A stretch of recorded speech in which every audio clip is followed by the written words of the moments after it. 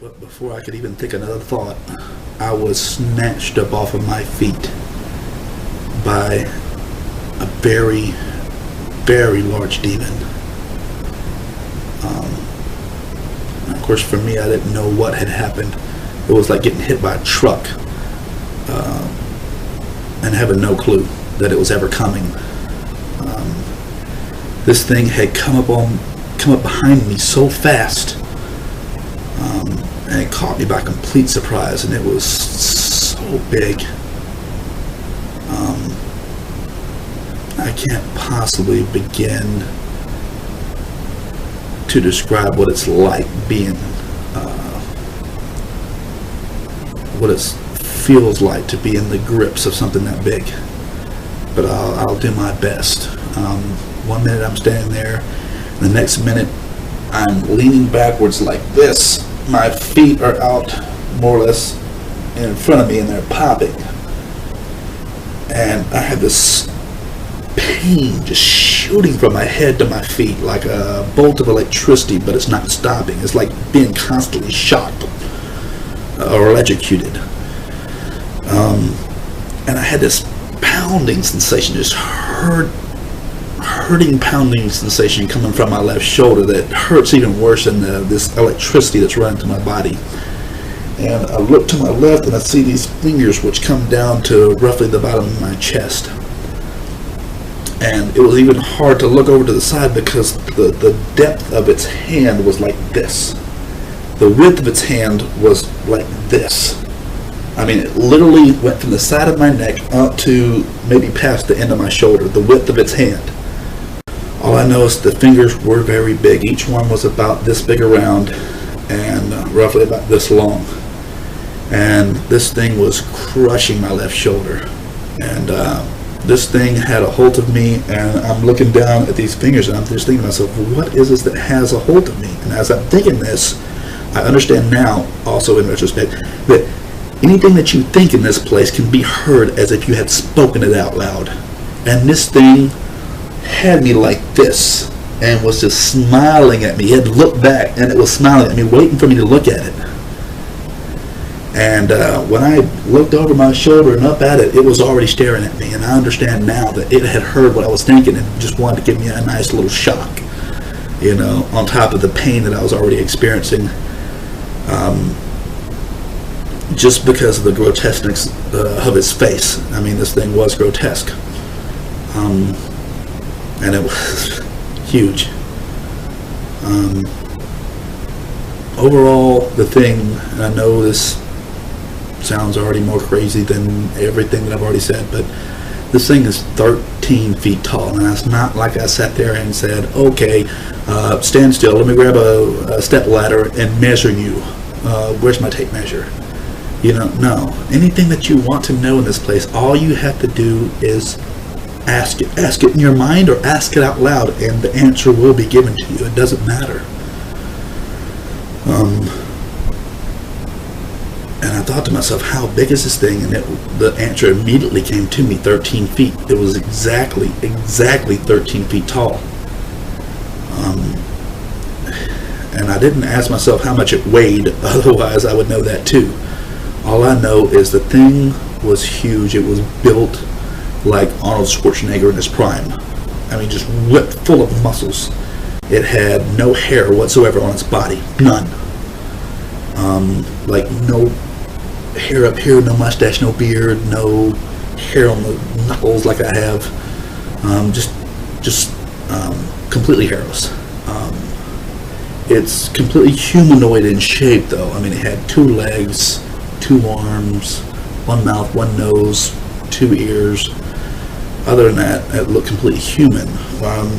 The differences was this, where our eyes are white, its was yellow, and where the iris of our eyes can be green or blue or brown, its was gold and diamond shaped like a snake's.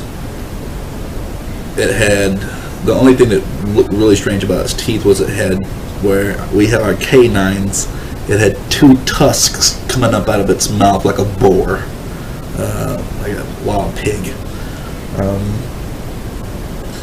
It was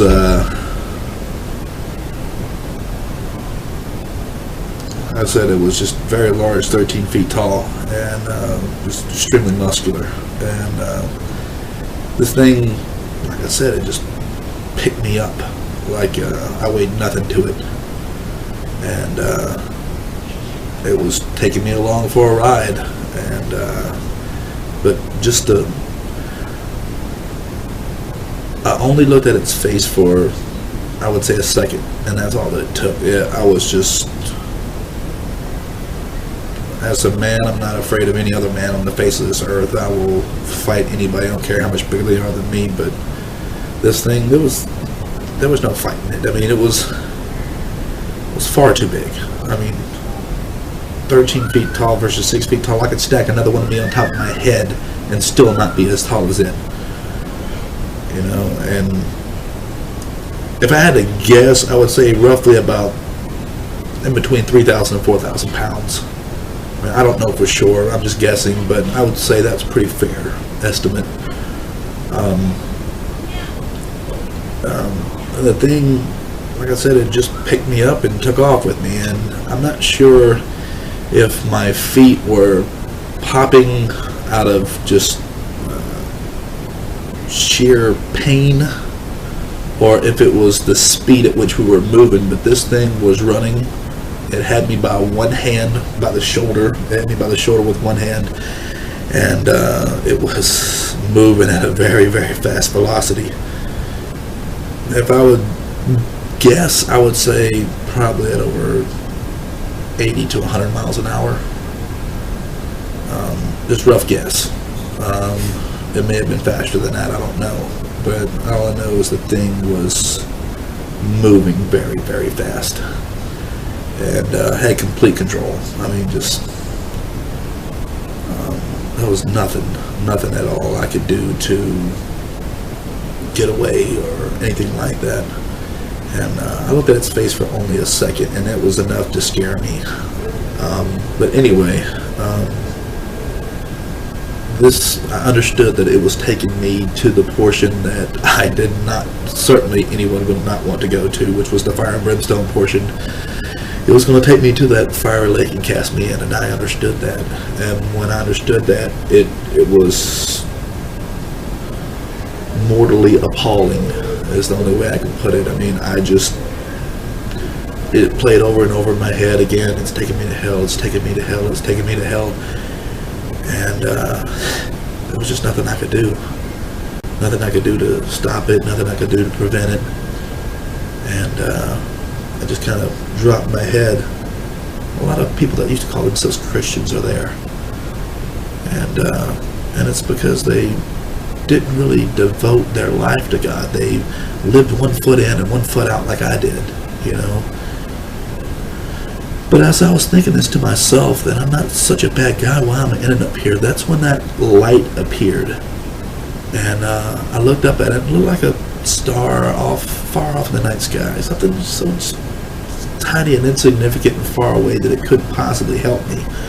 And then I saw it moved off to the left a little bit, and I picked my eyes up, you know, my head up, and I looked at it, and I thought to myself, did we just change direction, or did it move?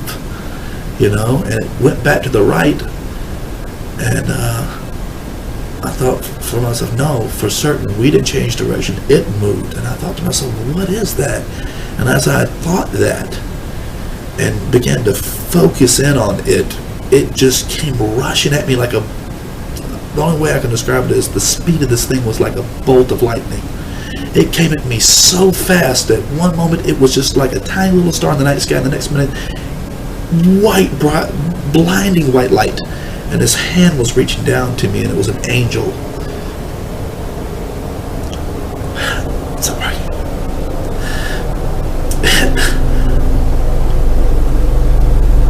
And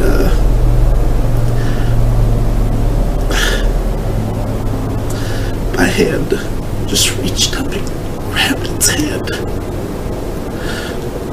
I was thinking to myself, I'm going to reach up there and grab his hand, and this hand is going to save me, because that's all that I saw was just a hand.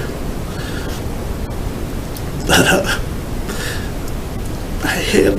my hand knew what to do. It was like having a baseball thrown at your head. Somebody says heads up, and you just reach up and grab it. It's a reflex. My hand just reflects, and a reflex just jumped up and grabbed this angel's hand.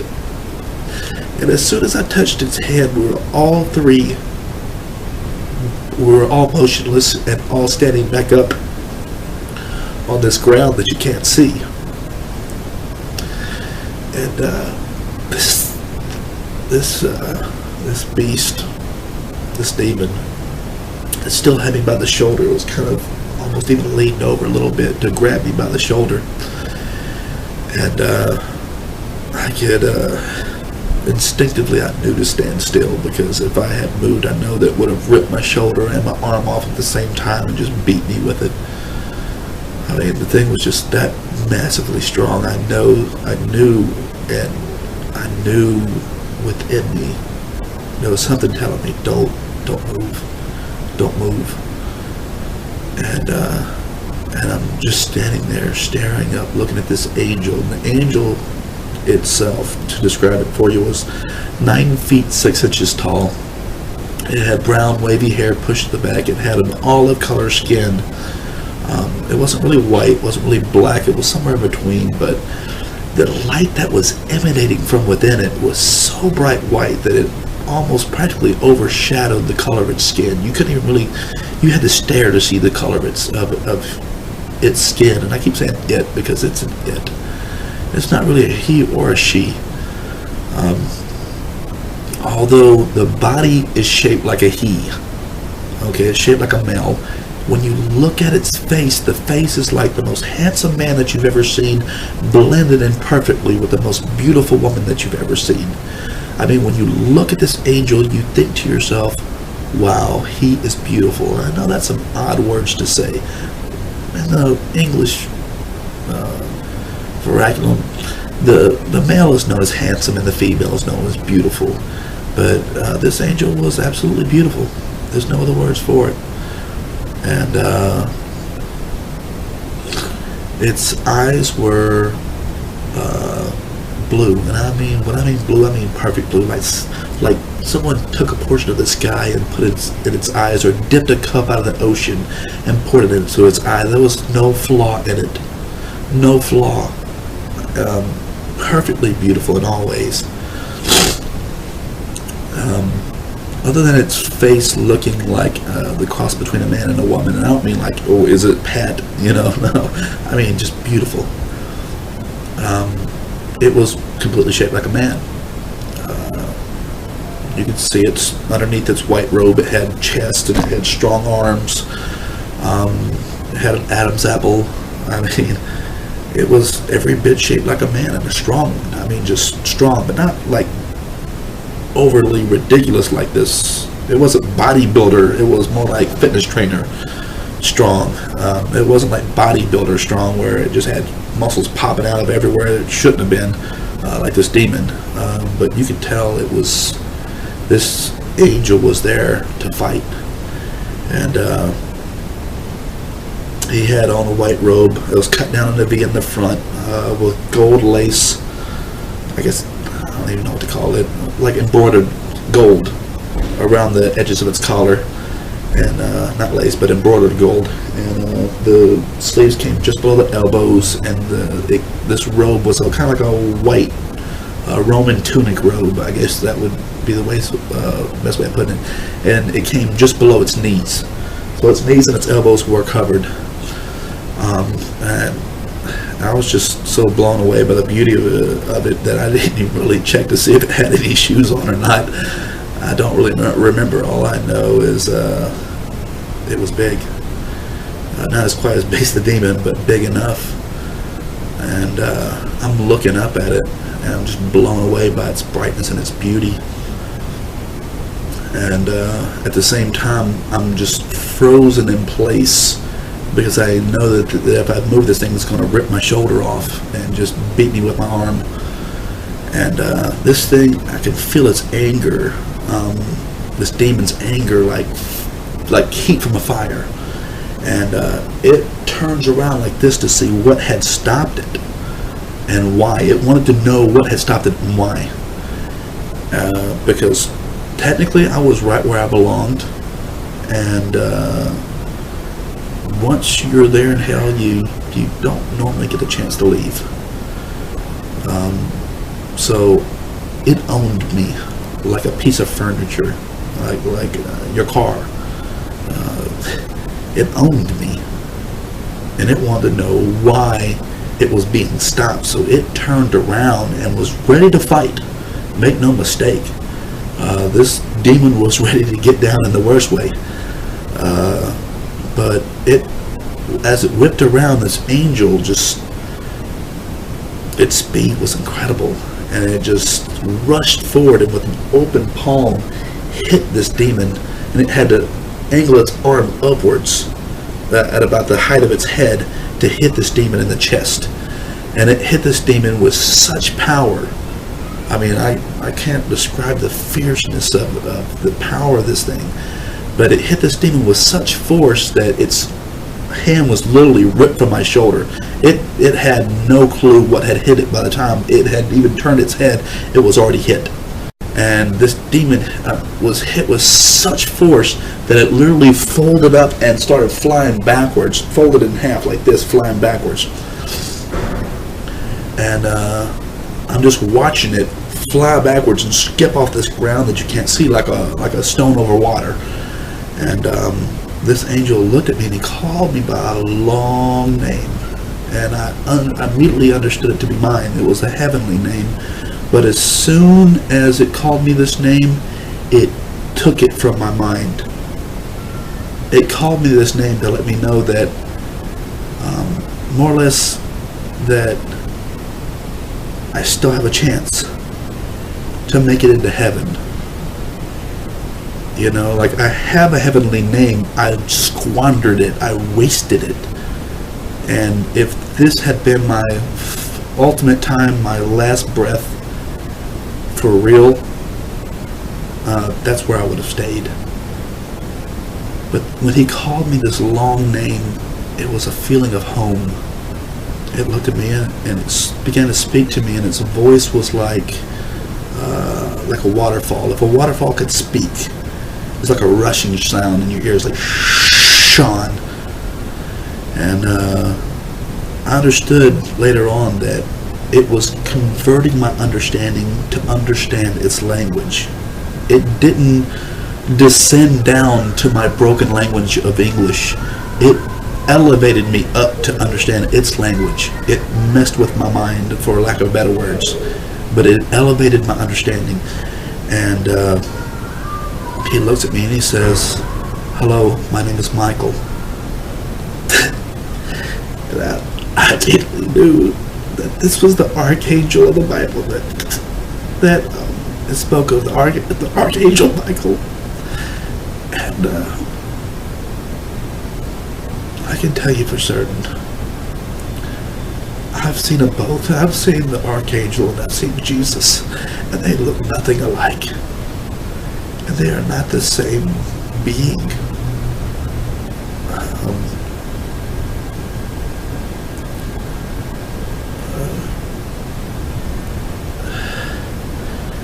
But anyway, he said, he began to speak to me, but I got distracted by this demon that had gotten back up and was coming back after me.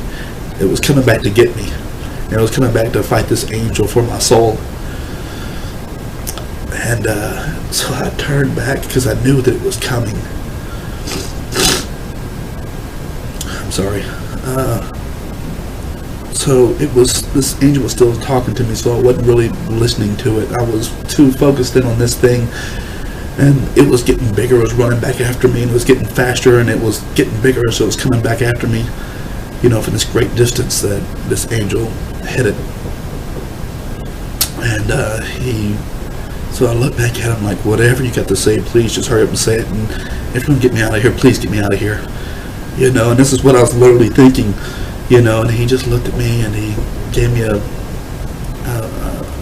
a saddened look, and he looked at me and he just goes, "Your time has not yet come. It's time for you to go." And he points his finger, and when I stepped in that direction, my soul immediately went back to my body. Just as fast as I had appeared in this place, I left this place, and I was back in my body, laying on that cot where I knew I should have, my eyes opened. And it took me a good 20 minutes to get to walking again, simply because my entire body had fallen asleep. And I'm almost certain that after having been dead for 8 minutes, that there must have been angels there jump starting everything in my body again, because there would have been no blood flowing anywhere.